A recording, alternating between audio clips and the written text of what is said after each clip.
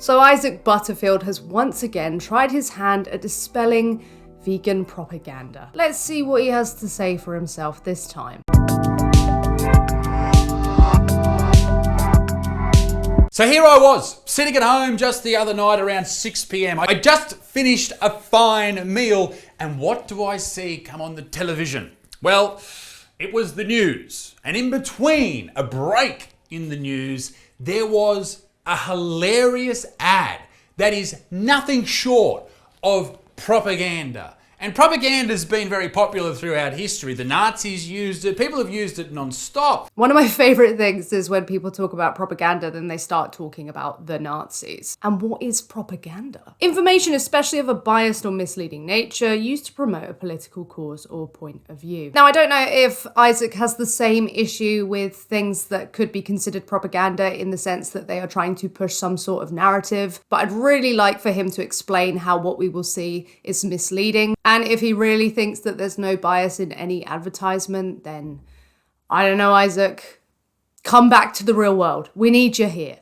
But this is from the vegans, and it's the nastiest propaganda of all time. The nastiest propaganda of all time. I can't wait to see what it is. Allegedly, Joseph Goebbels runs the propaganda war machine for the vegans. That's just something I heard on Reddit. Something you heard on Reddit.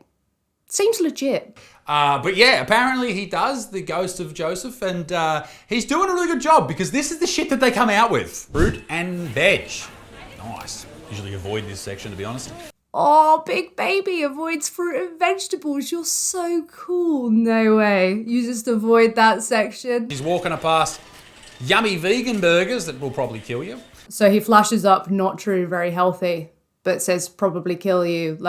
So I'm guessing he thinks they're unhealthy. Considering the foods that these vegan products are trying to replicate so that people pick these instead, these things typically aren't healthy. And that's not to say that just because a food is processed, it's suddenly unhealthy. But I don't think anyone's really eating a burger for health. And if they are eating a burger for health, then they're probably a bit misguided on dietetics. There's going to be versions of these that are healthier. There's going to be versions of these that are even healthy. And there's going to be versions of these that are unhealthy. You're not going to find many vegans who go around saying that all of these vegan products are healthy by proxy of being plant-based products. And if you do, they're going to get eaten alive by other vegans. So don't even worry. Pork. Pork. Evil pork. Shortcut bacon. Pork mince. Pay attention to how he sarcastically remarks that pork is evil. Given his reaction later, it's quite intriguing. Pork chops. She's ticking up. Oh, can you do that with notes? Wow. Learn something new. Oh no. Oh my God, where is she?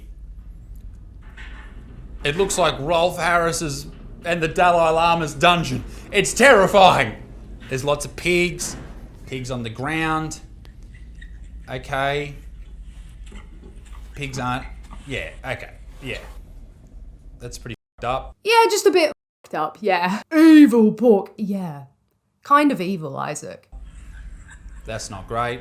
I hope this is footage they found and they didn't recreate it. I don't know if he's alluding to, I can't remember, but there's this thing that anti-vegans do. I'm pretty sure it was him who was talking about Dominion and saying that vegans had gone along and tried to replicate scenarios, put animals in harm's way. Now, of all people who probably aren't going to do that, don't you think it would probably be the vegans who don't do that? And unfortunately, there's no shortage of footage of places that you can go where you can see these disgusting conditions. There are pig farms really close to my area that are all outdoors. They seem to be these places that you go past and you see and you're like, oh, the animals are free, they've got all this space. But then upon further inspection, you see the most disgusting, heinous shit. Yeah, pork is evil. Yeah. You didn't know, did you? There's a kind of choice. Animals Australia. You didn't know. .org. I'm really surprised to see that on TV at 6 o'clock at night. I'm not too surprised at this point. Veganism is becoming more popular. It's becoming slightly more socially acceptable to challenge the norms surrounding, our relationship with other animals.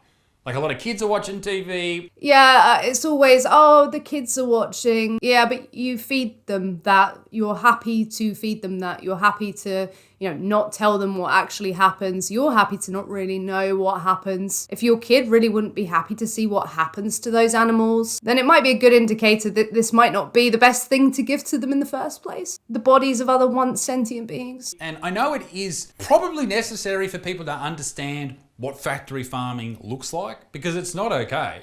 It is not good. Okay, so you concede that factory farms aren't good. And yeah, I could see why factory farming humans or factory farming dogs or factory farming cats would also just be like this horrific thing. However, it would still just be horrible to put them in nicer conditions, have them free roaming, and then stab them when it's time to use their bodies. I don't see why, the factory farming is absolutely heinous, but if they were free range, it would be fine to stab them. It would be fine to breed them into existence to kill them.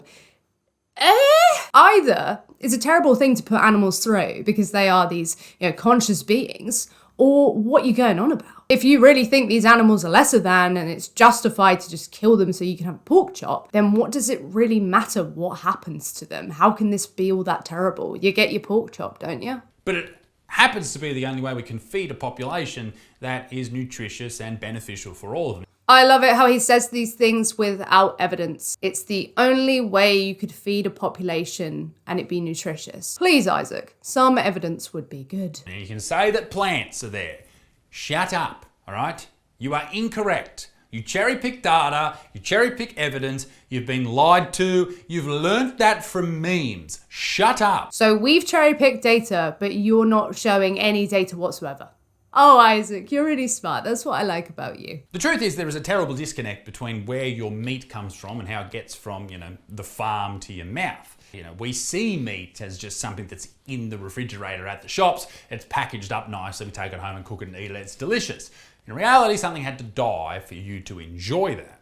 And I think what should be shown, rather than this horrible account of what actually happens in factory farming, and there are some farming people out there, or farmers as they're more commonly known, who could probably let us know in the comment section that this isn't all farms. This is definitely not all farms. It does happen, it's not okay, but it's not all farms. It's funny how Isaac says, there's this huge disconnect between the product that we see and what had to happen to that animal in order to do it. And then he demonstrates his extreme disconnect. He's like, sure, that happens, but it's not all. Given that factory farms are the majority, in most cases, this is probably where that flesh came from. And that probably is the case for that flesh there. Because there's nothing on it proudly touting that it's free range, that they're not given antibiotics, that, oh God, they were just given cuddles before we killed them. But the disconnect is still there because even in these free-range conditions, these animals are being sent off to be killed. They're having their babies taken away from them. They're selectively bred in such a way that often they end up with a lot of sickness. In my experience, it's more likely than not to go to a farm and find sick animals. And fundamentally, even if you took everything away, and they were given the nicest treatment in the world, they've been brought into existence to be killed and eaten. If you had a next door neighbor who was breeding puppies so that in a year, when they're bigger, they can kill them for a steak, you'd probably think that one, there was something wrong with them, and two, you'd worry about those puppies and the fate that they're going to be met with. I think it would be much more beneficial for particularly young people to see what hunting does and how beneficial hunting is to the environment. And you could say the animal still has to die, and yes, it does still have to die, but if I was a deer, I'd much rather be shot through the heart with an arrow or a bullet at, 10 years old than die of starvation at 12 years old when I'm too frail to look after myself. That's really nice to know your preference, but those aren't the only options. Not every animal has to die of starvation. My favorite thing is when people want to talk about how they're going to kill others, and then they act like they're doing such a noble thing by sparing that animal a fate that they didn't even know was actually going to happen. Wow, you're so noble. You're going to go out and kill somebody, and oh yeah, you did them a favor. Why dress it up like that? Just say, I like killing others. Does that not make complete sense? Dying of starvation would really suck. Yeah, I'd rather be killed now than die of starvation in 3 years, but that doesn't give someone justification to kill me. I just cannot see a world where we do not eat meat. We've been eating it for the entire history of humankind. I don't see a world free of murder because since the dawn of time, People have been murdering each other. So I'm going to support murder. I'm going to pay for murder. I'm going to do it myself. No. But we don't want to go vegan because we would then, we would not. It just, like, there's so many arguments. You can talk about anemia, lack of B12, lack of protein, but it just sucks. Yeah, I'd like to see the evidence that plant-based diets entail these issues. That would be really good, but no, we're not going to get that, are we? It's a terrible group to be a part of. It's so dull and boring and shit. And some vegans are like, no, it's really fun. It's fuck off, mate. If to be a part of your group, you have to make a YouTube channel where your name's Isaac the Vegan, that's not fun. That's a cult, mate. Okay, sorry. I thought veganism was where you just like avoided the exploitation and killing of other sentient beings. But apparently it's where you make a YouTube channel and then you call yourself your name the vegan. Oh, I've got this vegan shit all wrong.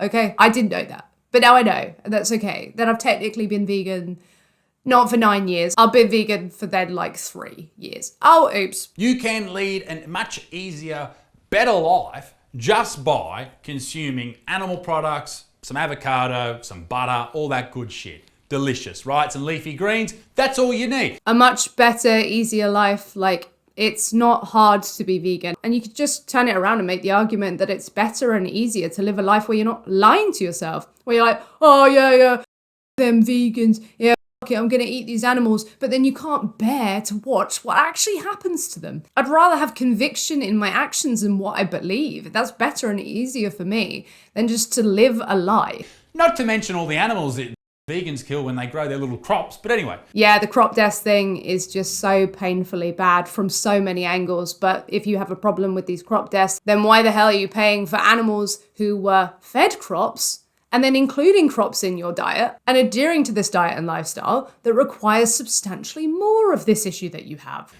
No, let's talk about that. Oh no, he actually thinks he has a point. Because I'm sick of vegans talking about, we save lives because bullshit. Okay, we can talk about bugs and all that type of shit and field mice and all that type of stuff that you run over with your big machines when you're getting your bread out. I didn't know that Isaac adheres to a degrees of separation where you're responsible for the actions of everybody else around you. We are in the good place right now. What about this? This is hilarious. Well, not hilarious if you're a duck, but in the 5 years leading up to 2013, New South Wales rice farmers killed 200,000 native ducks to protect their fields. I mean, wow, what a shock. In a society that deems it acceptable to gas animals for a sandwich filler, there isn't an implementation of methods that could better consider these animals. I'm so shocked. Oh, but in a majority vegan world, we'd probably find better ways to not impact wildlife. Oh yeah, like, it kind of makes sense then to be advocating for animal rights, doesn't it? Oh, damn, oh. You silly ding dong. Producing 1 kilo of protein from wheat, a common crop in Australia, kills roughly 25 times more creatures than producing a kilogram of beef protein. So there's the question, once again, whose lives are more important? Cows and pigs or everything else? Again, he's not taking into consideration the fact that these animals are fed those crops. So asking whose life's more important, the cows or everyone else? Well, in your system, all of them get murked. My point is, if you're going to try to indoctrinate kids into the vegan lifestyle, at least be honest. My point is, if you're going to try to make all these videos making these claims against vegans, and you're going to try to indoctrinate your audience, then maybe you should actually provide some evidence. We love animals. Well, at least these 3. The other ones can f*** off. Yeah, and by not straw manning the position of vegans. That would be helpful. So you're not really being honest yourself, are you? You would actually kill less animals as a single person if you ate a carnivore diet than a vegan diet. Yeah, 1, where's the evidence for that? And 2, can we realistically implement this into society? Think about that.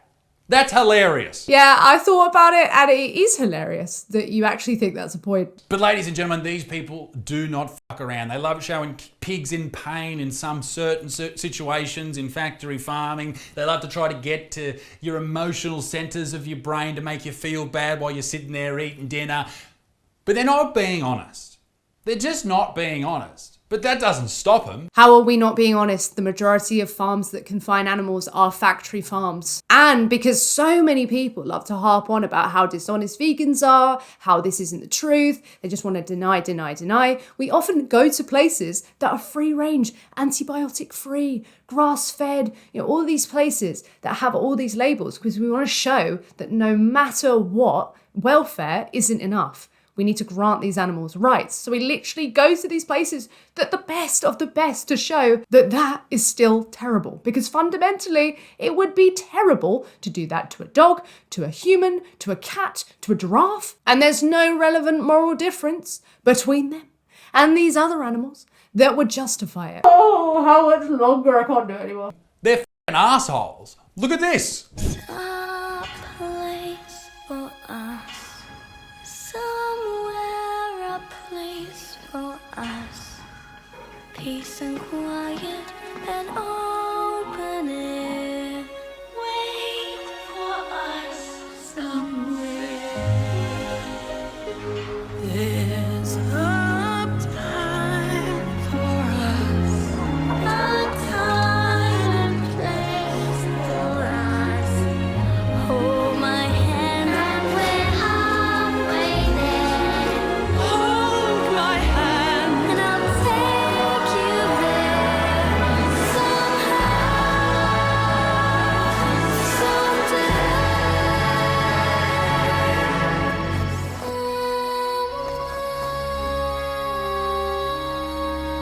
The fact of the matter is this, it's easy to give animals human-like traits, to make them look like humans, to make them act like humans. And if you do that, it's harder to kill them. But they're not humans, they're food, I'm sorry. So what Isaac is talking about is anthropomorphism, where you give the other animals human traits, like have them speak like in a human language or something like that, or falsely believe something like, if they're smiling, that means they're happy or something. But they do share traits with human beings. And as it did say it in that advert, making their dreams come true, pigs do indeed dream. But fundamentally, they are having a subjective experience like humans do. They can feel pain like humans can. They can feel positive emotions and negative emotions as humans can. These are the main things that vegans take issue with. An individual with a subjective experience is being exploited and being condemned to a killing. And there's going to be methods that people use to make adverts so that people better connect with these animals. And as you said, there's this really deep disconnect between the product and the animal. So there's a lot of work that needs to be done in unpacking all of that. And these people are ridiculous. We are not dealing with your average normal human. Like, look at these people that we're dealing with here. Huntsman Spider Rescue and Rehab earns Townsville Woman Peter Animal Hero Award. What the fuck?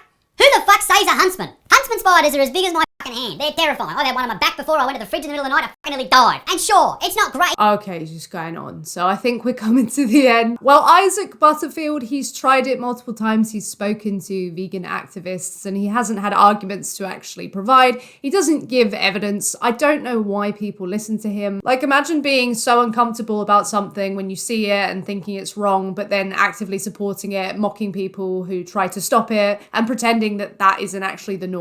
Like, the level of delusion is actually quite impressive. But that is all the terminal ding-dongery I can deal with today. Thank you so much for watching. Let me know what you think down below. Smash like. I do hope you're well. And until next time, salads, I will see you soon.